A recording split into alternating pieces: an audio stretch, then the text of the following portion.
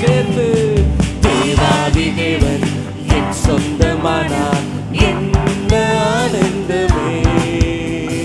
கர்த்தாதி என்னை தேடி வந்தார் என்ன பேரின்பமே. சந்தோஷமே என் உள்ளத்தில் நதியாய் பாயுதே. சர்வவல்லவர் என் இயேசுவே என் வாழ்வின் சொந்தமே. சந்தோஷமே என் உள்ளத்தில் நதியாய் பாயுதே.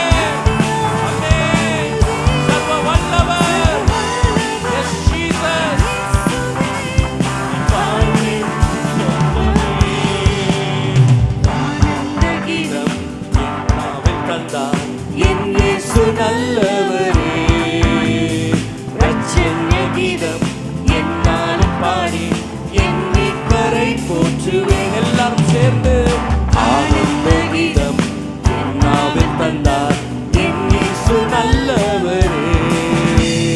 ரட்சண்ய கீதம் என்னாலும் பாடி என் இயேசுவை போற்றுவேன்.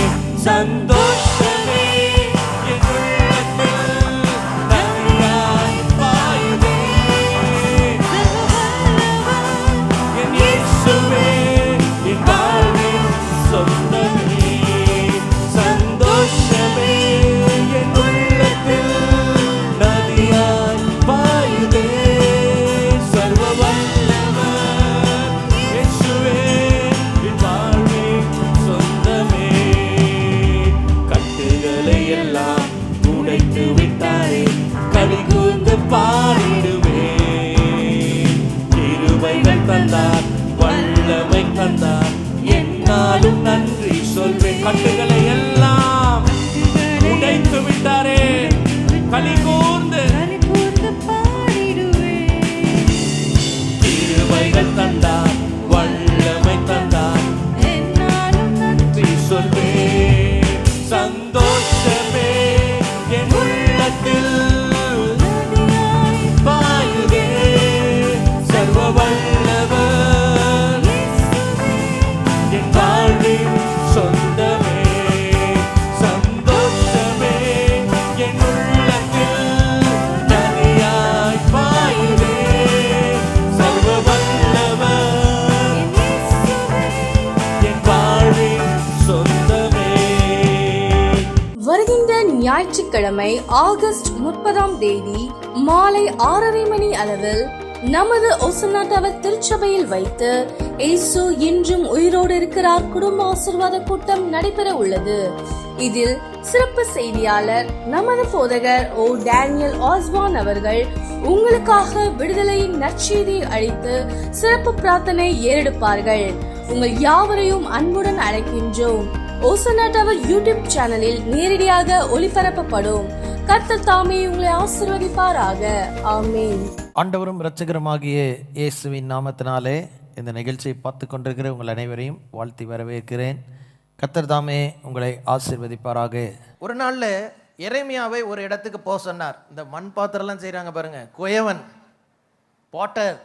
பாட்டர்ஸ் ஹவுஸுக்கு போக முடிய சொன்னார். ஹல்லேலூயா. எரேமியா 18:1-6 இப்படியாய் சொல்லுகிறது. கர்த்தரால் எரேமியாவுக்கு உண்டான வசனம், நீ எழுந்து குயவன் வீட்டுக்கு போ. குயவன் வீட்டுக்கு, இந்த பாத்திரம் செய்கிற அந்த வீட்டுக்கு போகிறார். மண் பாத்திரத்தில் தான் அன்னைக்கு எல்லா காரியங்களையும் செய்துக்கிட்டு இருந்தாங்க. மண்ணினால் களிமண்ணினால் செய்து அங்கே பார்க்கும் பொழுது நான் குயவன் வீட்டுக்கு போனேன். இதோ அவன் திரிகையினாலே வனைந்து கொண்டிருந்தான். பாத்திரம் செஞ்சுக்கிட்டு இருக்கிறார் குயவன். குயவன் வனைந்து கொண்டிருந்த மண்பாண்டம் அவன் கையிலே கெட்டு போயிற்று. இன்றைக்கி நான் உங்கள் மத்தியில் சொல்லுகிற முதல் எடுத்துக்காட்டு ஒரு கெட்டு போன பாத்திரம். கெட்டு போயிடுச்சு, சாப்பாடு கெட்டு போன மாதிரி இல்லை. இது நோக்கம் நிறைவேற்ற முடியாத அளவுக்கு அந்த பாத்திரம் அப்படியே செஞ்சுக்கிட்டே இருக்கிறாரு. அவர் நினைச்சபடி வரல. குயவன் கையில் கெட்டு போன பொழுது குயவன் என்ன செய்கிறான்? அதை திருத்தமாய் செய்யும்படிக்கு தன் பார்வைக்கு சரியாய் கண்டபடி குயவன் அதை திரும்ப வேற பாத்திரமாக மாற்றினான். குயவன் வீட்டில் போய் பார்க்க சொல்கிறாரு ஊழியக்காரனு. எதுக்குன்னு கேட்டிங்கன்னா, குயவன் கையில் இருந்தால் கெட்டுப்போன பாத்திரங்களையும் நல்ல பாத்திரங்களாக மாற்ற வல்லவராக இருக்கிறார். இந்த இடத்துக்குள்ளே நீங்கள் எந்த நிலைமையில் உள்ளே வந்தீங்களோ எனக்கு தெரியாது. வெளியே போகும் பொழுது நோக்கம் நிறைவேற்றக்கூடிய அளவுக்கு ஒரு ஆசீர்வதிக்கப்பட்ட பாத்திரங்களாக நம்ம லைஃப், ஒவ்வொருடைய லைஃப்பை ஒரு வெசலாக ஆண்டவர் பார்க்குறார். இன்றைக்கி பாருங்கள், ஒரு பாத்திரத்துக்கு கனம் மதிப்பு எதில் வரும்னு கேட்டிங்கன்னா அதுக்குள்ளே இருக்கிறத பொறுத்து தான் இருக்கும். புரியுதா? ஒரு ஒரு ஒரு பாத்திரத்துக்குள்ளே சென்ட் வச்சுருந்தா இவ்வளோண்டு பாட்டில் தான் இருக்கும். அந்த பாட்டில் 1500 இவ்வளோண்டு பாட்டில் சென்ட்டுக்கு 1500. ஏன்னா அந்த சென்ட் உள்ளே இருக்கிறது தான் அந்த பாட்டிலுக்கே மதிப்பு கொடுக்குது. எத்தனை பேருக்கு நான் சொல்கிறது புரியுது? ஹல்லேலூயா. உள்ள விஷம் இருந்துச்சுன்னா பார்த்து நிறைய பேர் அருவருப்பு படக்கூடிய நிலைமை இருக்கும். ஹல்லேலூயா. சாக்கடை ஒரு பாத்திரத்துக்குள்ளே இருந்தால் யாரும் எடுத்து குடிப்பாங்களா? அதே சமயத்தில் அதில் ஏதாவது ரோஸ் மில்க் இருந்துச்சுன்னா காசு கொடுத்து வாங்கி குடிப்பாங்க. அந்த பாத்திரத்துக்கு மடிப்பு கொடுக்கறதே அந்த பாத்திரத்துக்குள்ளே இருக்கிறது தான். ரெண்டாவது, அந்த பாத்திரத்தின் நிலைமையை பொறுத்து தான் இருக்குது. ஹல்லேலூயா. கோயவன் வீட்டில் போய் பார்க்கும் பொழுது நல்லா ஆரம்பிக்கணும்னு ஆரம்பித்து வந்துக்கிட்டு இருக்கிற நேரத்தில் ஏதோ ஒரு காரியம் அந்த பாத்திரத்தை கெடுத்து விட்டது. இன்றைக்கி எல்லாருடைய வாழ்க்கையும் நம்ம எல்லாரும் மண்ணினாலே உருவாக்கப்பட்டவர்கள் என்று பைபிளில் சொல்லப்பட்டிருக்கிறது. இந்த உலகத்தில் வரும்பொழுது எப்படி வந்தோமோ தெரியல, போகிற வழியில் சில நேரம் நம்ம வாழ்க்கை கெட்டு போய் விடுகிறது. ஹல்லேலூயா. ஹல்லேலூயா. கெட்டு போயிடுச்சுன்னா இன்றைக்கி பாருங்கள், சப்போஸ் வீட்டில் சாம்பார் வைக்கிறாங்க, அம்மா சாம்பார் வைக்கிறாங்க, மதியம் சாம்பார் வச்சு ராத்திரி வரைக்கும் அடுப்பில் வச்சு சூடு பண்ணி கொடுத்துட்றாங்க. ஃப்ரிட்ஜ் இல்லைன்னா அடுத்த நாள் காலையில் என்ன ஆகும்? கெட்டு போனால் என்ன செய்வீங்க? தூக்கி ஊற்றிடுவோம். இல்லை யாரோ ஒருத்தர் வீட்டுக்கு எவனா வந்து நான் கொடுப்போன்னு சொல்கிற மாதிரி இருக்குது. நல்லவனாக இருந்தால் கொடுக்க மாட்டோம். ஆனால் இதே சமயத்தில் இங்கே இருக்கிற தாய்மார்கள் சொல்கிறேன், 9 மாதம் கஷ்டப்பட்டு சுமந்து எத்தனையோ தாண்டி வெளியே வரும்போது என்ன அழகாக இருக்குது. நம்ம ஊரில் ஒரு பழமொழி இருக்குது, கழுதையும் குட்டியில் பார்த்தா அழகாக தான் இருக்குன்னு. இதை போல தான் இருக்குது. கொஞ்சம் அப்படி மீசை முறுக்கு அதெல்லாம் வளர்ந்த உடனே எவன் கூடயோ சேர்ந்து போயிட்டு அப்புறம் என்ன சொல்கிறாங்க? நம்ம ஊரில் பழைய காலத்தில் ஒரு பாட்டு பாடினாங்க, நாங்கள்லாம் சின்ன பிள்ளையாக இருக்கோம். அண்ணே அண்ணே சிப்பாய் அண்ணே, நம்ம ஊர் நல்ல ஊர், இப்போ ரொம்ப உங்களுக்கெல்லாம் தெரியலையா? இப்போ ரொம்ப கெட்டு போயிடுச்சுப்பா அப்படின்னு ஒரு பாட்டு பாடினாங்க. ஆவிக்குரிய எழுப்புதல் கீதம் பாகம் 1 இருக்குது, போய் பாருங்க. ஆனால் இன்னைக்கு ஊர் கெட்டு போச்சா, ஆள் கெட்டு போயிட்டானா? எத்தனை பேர் ஆள் கெட்டு போயிட்டான்னு சொல்லுவாங்களா? கையில் கை வைத்துங்க. நம்ம தாங்க கெட்டு போயிடுறோம். கோயவன் கையில் ஒரு பாத்திரம் கெட்டு போய்விட்டது. இதை போல தான் நம்ம லைஃப் நிறைய நேரம் கெட்டு போய்விடுகிறது. கெட்டு போகிறதுக்கு ஒரு 3 காரணங்கள் இருக்குது. அதை நான் சொல்ல போகிறேன். அது மாத்திரமல்ல, நம்ம என்ன விதமான பாத்திரமாக ஆண்டவர் நம்மை பார்க்க விரும்புகிறார்னு 2 வசனங்களை சொல்ல விரும்புகிறேன். சொல்லி உங்களுக்கு ஜெபிக்க போகிறேன். லைஃப்பை கெடுக்கக்கூடிய 3 காரியங்கள், பாத்திரத்தை கெடுக்கக்கூடிய 3 காரியங்கள். சங்கீதம் 31வது அதிகாரத்தில் தாவீது ராஜா அழகாக ஒரு காரியத்தை சொல்லுகிறார். 12வது வசனத்தை நீங்கள் பார்க்கும் பொழுது சங்கீதம் 31:12 இப்படியாய் சொல்லுகிறது, செத்தவனை போல் எல்லாராலும் மறக்கப்பட்டேன், உடைந்த பாத்திரம் போலானேன். என்ன பாத்திரம் இது? ஒரு நாள் இந்த மண்பாண்டத்துக்கு ஒரு டெஸ்ட் வைக்கணும்னு ஒரு சூழ்நிலை வந்தது. நாங்கள் காரில் போய்கிட்டு இருந்தோம். ரோட்டில் ஒருத்தன் மண்பாண்டை விற்றுக்கிட்டு இருந்தான். என் ஒய்ஃபுக்கு அதை வாங்கணுன்னு ஒரு எண்ணம் வந்துருச்சு. அவங்க உடனே அவங்க சித்திக்கு போனேன். பக்கத்தில் நான் ஒருத்தன் உட்காந்துருக்கேன். என்கிட்ட கேட்காம அவங்க சித்திக்கு ஃபோன் பண்ணி, சித்தி மண்பாண்டம் நல்ல பாத்திரமானு கண்டுபிடிக்க என்ன செய்யணும் அப்படின்னாங்க. அவங்க ஏதோ சொன்னாங்க. நான் உடனே அவங்ககிட்ட கேட்க, நான் சொல்கிறேன், பாத்திரத்தை எடுத்து இடுப்படவுலேருந்து கீழே போட்டுப்பார். பாத்திரத்தை எடுத்து என்ன செய்யணும்? இந்த இடுப்பு உயரத்துலேருந்து போடணும். உடஞ்சிருச்சுன்னா கெட்ட பாத்திரம். எத்தனை பேருக்கு இடுப்பளவுலேருந்து போட்டால் மண்பாண்டம் நிற்குமா? இதே மாதிரி தான் நிறைய பேர் உங்கள் லைஃப்பில் யாரோ தூக்கி உங்களை போட்டாங்க டப்புன்னு. எல்லாராலும் மறக்கப்பட்ட நிலைமை. சில நேரம் பாருங்கள், நம்ம லைஃப்பில் நம்ம ரொம்ப நேசிக்கிறவங்க நம்மளை தூக்கி போட்டுருவாங்க. டப்புன்னு போட்டு நல்லா இருந்த ஒரு நிலைமை அப்படியே பெருசாக உயர்த்துவாங்க. உயர்த்துறானா இறக்குறானான்னு தெரியாது, திடீர்னு தூக்கி கீழே போட்டுருவானுங்க. இதை போல தான் கீழே போடப்பட்ட நான் உடைக்கப்பட்ட பாத்திரம். ஒருவேளை இங்கே வந்திருக்கிற ஒரு சிலர் யாரோ செய்த சில காரியங்கள் நிமித்தமாக, பேசின வார்த்தைகள் நிமித்தமாக, உங்களை கண்டுக்காத நிமித்தமாக, உங்களுக்கு துரோகம் பண்ணினது நிமித்தமாக உடைந்த பாத்திரமாக இந்த இடத்துக்குள்ளே வந்திருக்கலாம். ஆண்டவர் உங்களை மாற்ற வல்லவர். broken வெசல்ஸ் இந்த இடத்துல நிறையா இருக்குது. வெளியே பார்க்கும் பொழுது நீங்கள் நீட்டாக ட்ரெஸ் பண்ணுறீங்க, ஹேர் ஸ்டைல் பயங்கரமாக இருக்குது, என்ன விதமான மேக்கப்லாம் இருக்குது, ஆனால் உள்ள உடைக்கப்பட்ட ஒரு நிலைமை. ஹல்லேலூயா. யாரோ ஒருத்தர் திடீர்னு உங்களை பட்ட பேர் வச்சு கூப்பிட்டுட்டாங்க, உடைந்துருச்சு லைஃப். அப்படி உடைக்கப்பட்ட நிலைமையில் வந்து எங்களை உருவாக்கி ஆண்டவர் நல்ல பாத்திரமாக மாற்ற போகிறார். ஒழுங்காக கவனிங்க. பாத்திரத்தை கெடுக்கிற ரெண்டாவது காரியம், எரேமியா 2வது அதிகாரம் 13வது வசனத்தை நீங்கள் எடுத்து வாசிக்கும் பொழுது எரேமியா தீர்க்கதரிசி இப்படியாய் ஒரு வார்த்தை சொல்லுகிறார். எரேமியா 2வது அதிகாரம் 13வது வசனத்தில், என் ஜனங்கள் 2 தீமைகளை செய்தார்கள். ஜீவ தண்ணீர் ஊற்றாகி என்னை விட்டுவிட்டார்கள். தண்ணீர் நிற்காத தொட்டிகளை தங்களுக்கு வெட்டி கொண்டார்கள் என்று சொன்னார். இன்னைக்கு சில நேரம் நம்ம வாழ்க்கையில் ஆசீர்வதிக்கப்படுறதுக்கு மிக முக்கியமாக நமக்கும் தேவனுக்கும் இருக்கிற தொடர்பு. ஏன்னா அவர் தான் எல்லா ஆசீர்வாதத்துக்கு ஊற்று. அந்த கனெக்ஷன் கட் ஆயிடுச்சுன்னு வச்சுக்கோங்க, நம்ம பாத்திரம் எப்படியா மாறிடும்? ஒன்று உடைக்கப்பட்ட பாத்திரம், 2வது ஓட்டை உள்ள விரிசல் உள்ள பாத்திரமாக இருக்கும்.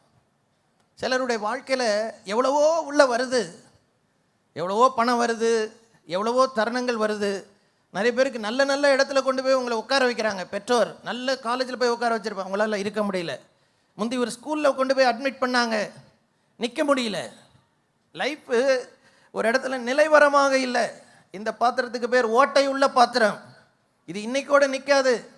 நீ நாளைக்கு சம்பாத்தியம் பண்ண போவ, மாதம் 10 லட்சம் வாங்குவ, 1 லட்சம் கூட கையில் நிற்காது, 1 ரூபா கூட நிற்காத எத்தனை பேர் இருக்கிறாங்க. லட்சக்கணக்காக சம்பாதிச்சு சோத்துக்கு வழி இல்லாமல் இருக்கிற ஆட்கள் இருக்கிறாங்க. இது ஓட்டை உள்ள பாத்திரம்.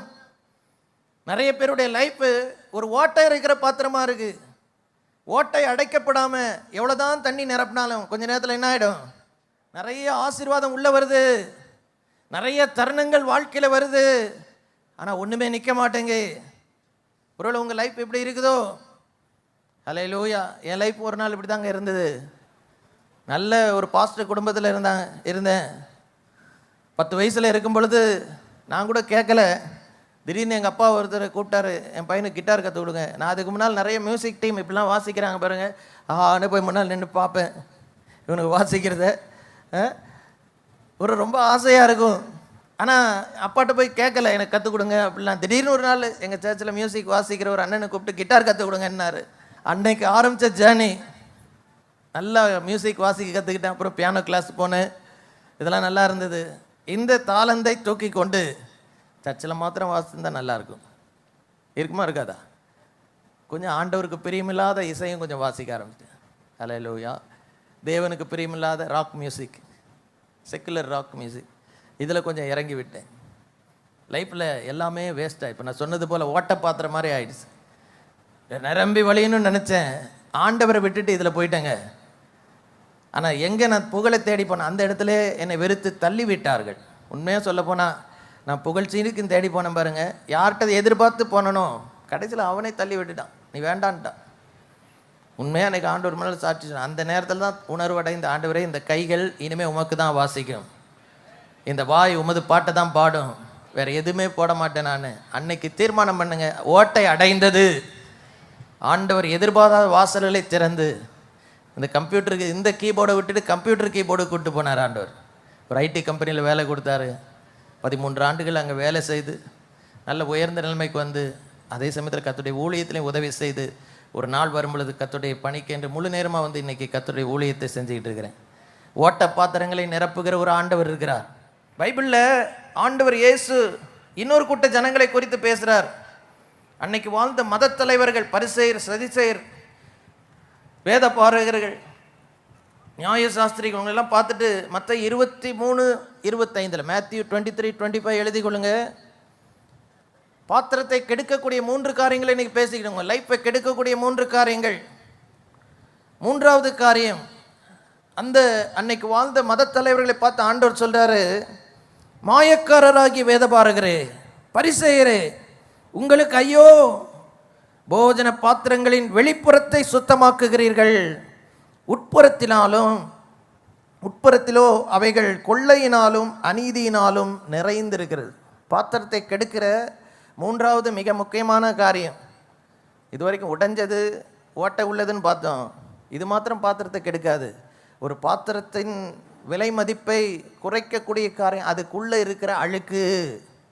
ஹல்லேலூயா. இன்னைக்கு உங்கள் லைஃப்குள்ளே நிறைய அசுத்தமான காரியங்களை சிலர் வர விட்டுட்டீங்க. உங்கள் கண் தான் சரீரத்தின் வெளிச்சமாக இருக்கிறது. இந்த கண்ணினாலே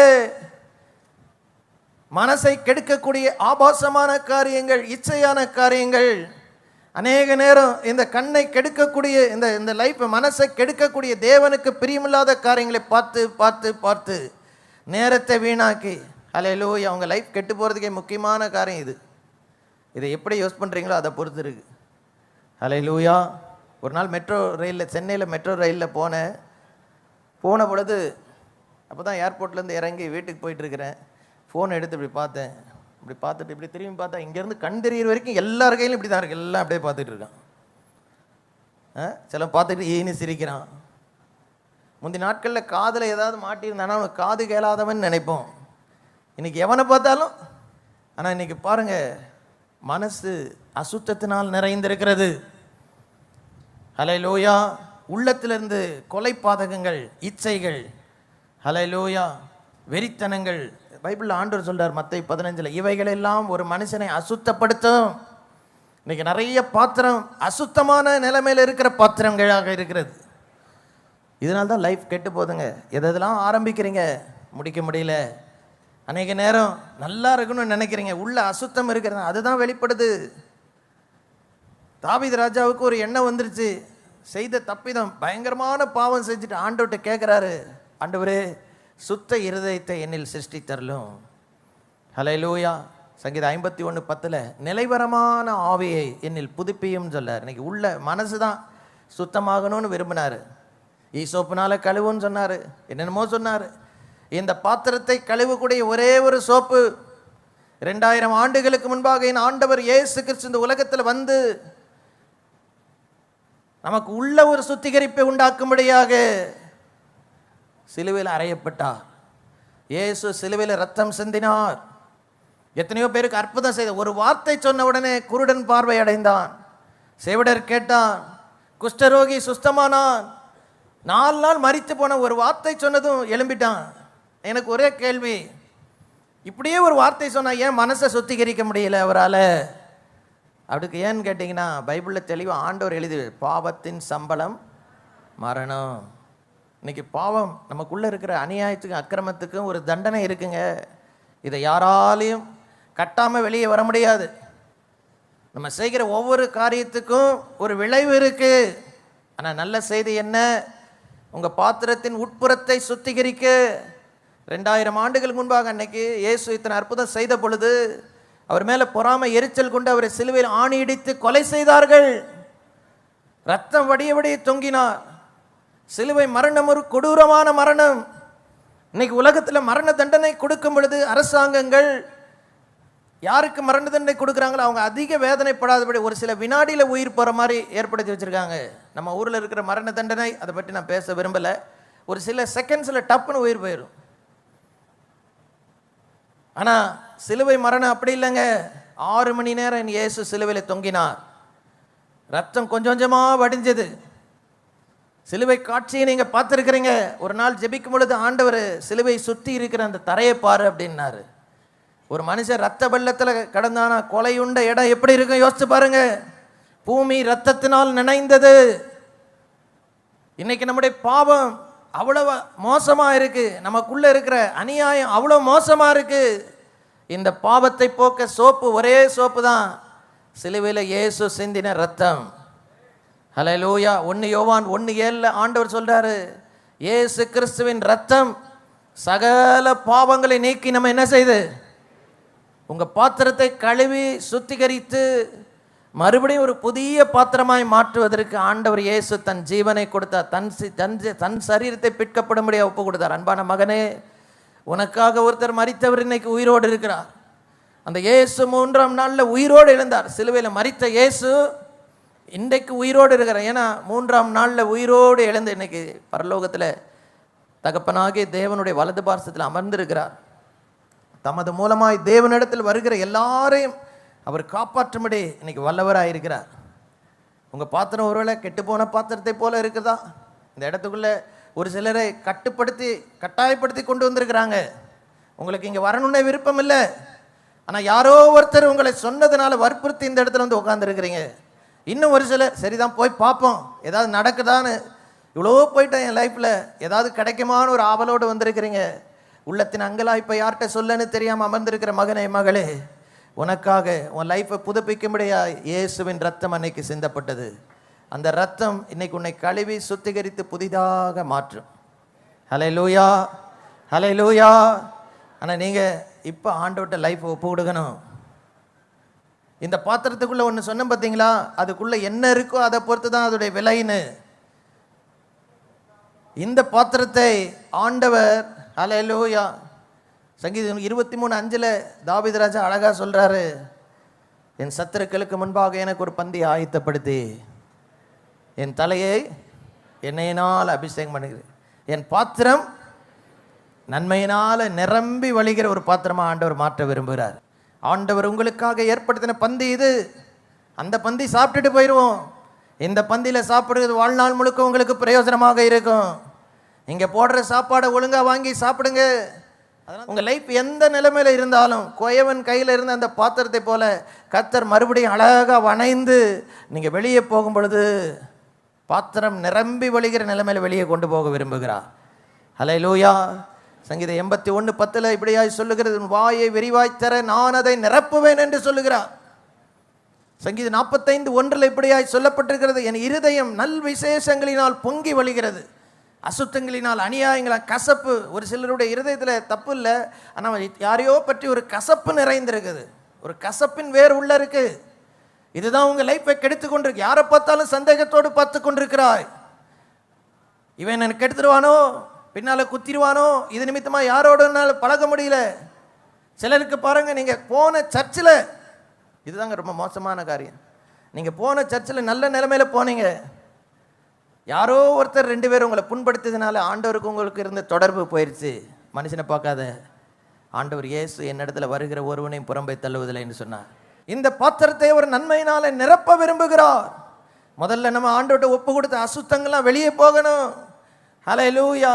உடைக்கப்பட்ட நிலைமைகள்லாம் மாறணும். விரிசல் உள்ள நிலைமை, ஓட்ட உள்ள நிலைமையெல்லாம் மாறணும். ஆண்டவர்கிட்ட ஒப்பு கொடுத்தீங்கன்னா இந்த பாத்திரத்தை எதனால் நிரப்ப விரும்புகிறாருன்னு சொல்லி கடைசியாக ஒரு காரியத்தை சொல்லி உங்களுக்காக ஜெபிக்க போகிறேன். அப்போஸ்தலர் 2வது அதிகாரத்தில் நீங்கள் எடுத்து வாசிக்கும் பொழுது, ஹல்லேலூயா, அன்பான தேவனுடைய பிள்ளைகள், ரொம்ப முக்கியமான வசனம்.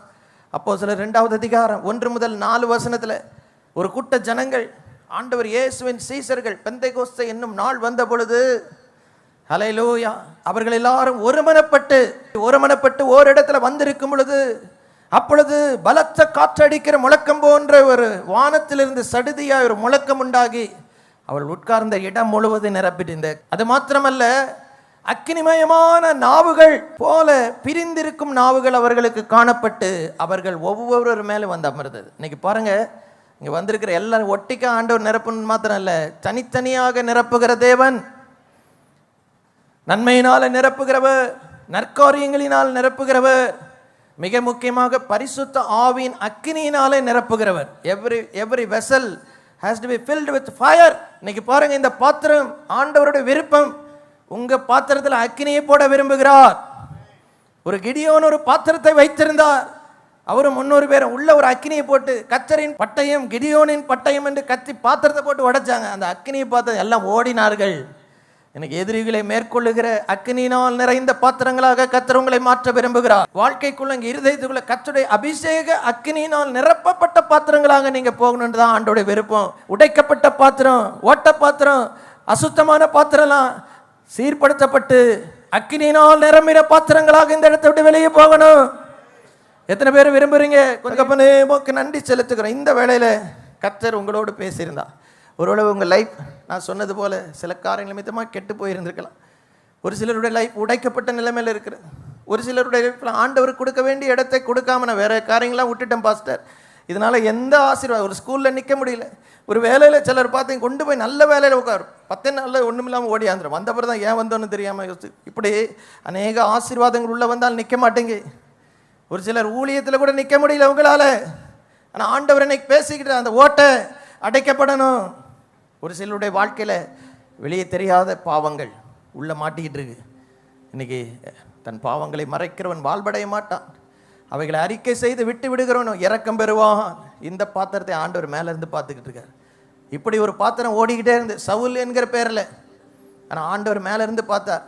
ராஜாக்களுக்கும் புறஜாதிகளுக்கும் என்னுடைய நாமத்தை சொல்லும்படி நான் தெரிந்து கொண்ட பாத்திரம் என்று அந்த மனுஷனை பார்த்து சொன்னார். உங்கள் எல்லாரையும் ஆண்டவர் தெரிந்து கொண்டிருக்கிறார். அந்த பவுல் தான் 2 தீமோத்தேயு 2:20 சொல்றார். 20:21 எஜமானுக்கு பிரயோஜனமாக இருக்கிற கனத்துக்குரிய பாத்திரமா மாற்ற விரும்புகிறார். எத்தனை பேர் கை உயர்த்தி, ஆண்டவரே என் பாத்திரம் எப்படியோ இருக்குப்பா, என் லைஃப் மாறணும் ஆண்டவரே, எனக்குள்ளே வாங்க. இந்த முதல் நேரத்தில் முதல் காரியம் நம்ம செய்ய வேண்டியது லைஃப் ஆண்டவர்கிட்ட ஒப்பு கொடுக்கணும். ஆனால் உடைக்கப்பட்ட பாத்திரங்கள், கெட்டுப்போன பாத்திரங்கள், ஹல்லேலூயா, விரிசல் விட்ட பாத்திரங்களாக அசுத்தத்தினால் நிறைந்த பாத்திரத்தில் நான் இருக்கிறேன். இன்னைக்கு என் லைஃப்பில் ஒரு மாற்றம் வேணும். இந்த இயேசு தான் எனக்கு உதவி செய்யணும். இவரோட கிறிஸ்தவனாக இருக்கலாம், பாஸ்டர்ஸ் பிள்ளைகளாக கூட இருக்கலாம், ஒருவேளை ஆண்டவர் அறியாத பின்னணியிலேருந்து வந்திருக்கலாம். இன்னைக்கு கையை உயர்த்தி இயேசுட்ட உங்க லைஃப் ஒப்பு கொடுங்க. ரிபா ஷபா பாபா பாபா ஓ ரிக்கரபோ சந்தரபா ரிபா பாபா பாபா.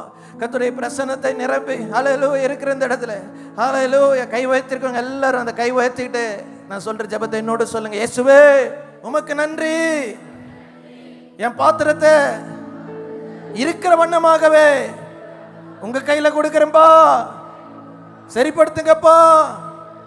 பரம குயவனே, நீர் எனக்காக மரித்தீர் என்றும் என் பாவங்களை மன்னிக்க உம்முடைய இரத்தத்தை சிந்தினீர் என்று கேள்விப்பட்டு விசுவாசித்து நிச்சயித்து என் வாழ்க்கையை மாற்றும்படியாக கேட்கிறேன். என் பாவத்தெல்லாம் நீங்க மன்னிங்க, புதிய ஆரம்பத்தை தாங்க. இந்த வாழ்க்கையில என்னென்னலாம் நீங்க நிரப்பணும்னு நினைக்கிறீங்களோ இப்பொழுதே அதற்கு எனது ஆவி, எனது ஆத்மா, எனது சரீரத்தை ஒப்பு கொடுக்கிறேன், ஒப்பு கொடுக்கிறேன், ஒப்பு கொடுக்கிறேன். ஏற்றுக்கொள்ளுங்கப்பா. நாம என்ன அவரை ஏற்றுக்கொள்ளுது, அவர் தான் நம்ம ஏற்றுக்கொள்ளுங்க. என்ன ஏற்றுங்கப்பா சொல்லுங்க, என்ன ஏற்றுங்கப்பா, உதவி செய்யுங்கப்பா. ஹல்லேலூயா, புதிய ஆரம்பத்தை தாங்கப்பா. அந்த அபிஷேக அக்கினியினால் ஒவ்வொரு பாத்திரம் நிரம்பணும். உள்ளத்துல ஜீவ தண்ணீர் உள்ள நீர் ஊற்று வைக்கப்பட்டு கர்த்தருக்கு சாட்சியா இந்த இடத்தை விட்டு புறப்பட்டு செல்ல உமக்கு பிரயோஜனமாய், தங்களுக்கு ஆசீர்வாதமாய், இந்த சமுதாயத்துக்கு ஒரு ஆசீர்வாதமாய் வந்திருக்கிற ஒவ்வொருவரையும் ஆசீர்வதிங்க இயேசுவின் நாமத்தில் பிதாவே, ஆமென். வருகின்ற ஞாயிற்றுக்கிழமை ஆகஸ்ட் 30 மாலை 6:30 மணி அளவில் நமது ஒசன்னா டவர் திருச்சபையில் வைத்து இயேசு இன்றும் உயிரோடு இருக்கிறார் குடும்ப ஆசீர்வாத கூட்டம் நடைபெற உள்ளது. இதில் சிறப்பு செய்தியாளர் நமது போதகர் ஓ டேனியல் ஆஸ்வான் அவர்கள் உங்களுக்காக விடுதலையின் நற்செய்தியை அளித்து சிறப்பு பிரார்த்தனை ஏறெடுப்பார்கள். உங்கள் யாவரையும் அன்புடன் அழைக்கின்றோம். ஒசன்னா டவர் யூடியூப் சேனலில் நேரடியாக ஒளிபரப்பப்படும். கர்த்தர் தாமே உங்களை ஆசீர்வதிப்பாராக. ஆமென்.